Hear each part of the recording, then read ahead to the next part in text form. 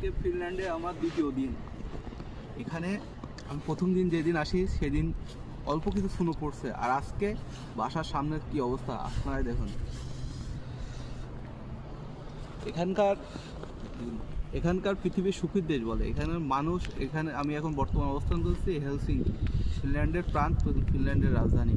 এখানে বাংলাদেশের রাজধানীতে মানুষের অভাব হয় না, আর এখানে যদি 10-15 মিনিট পরে একজন দেখা যায়। তাও এখানে যদি এটা বাংলাদেশ কোনো পার্ক হতো তাহলে এখানে ধানমুড়ি, ফুচকা, তারপরে আরও কত রকম আইটেম পাওয়া যেত। আর এখানে সব কিপ অ্যান্ড কোয়াইট, কোথাও কোনো মানুষ নেই। অনেকক্ষণ পর ওই যে একটা মানুষ দেখা যাচ্ছে।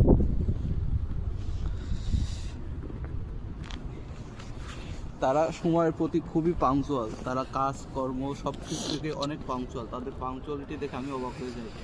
এখন বাজে বিকাল 5টা।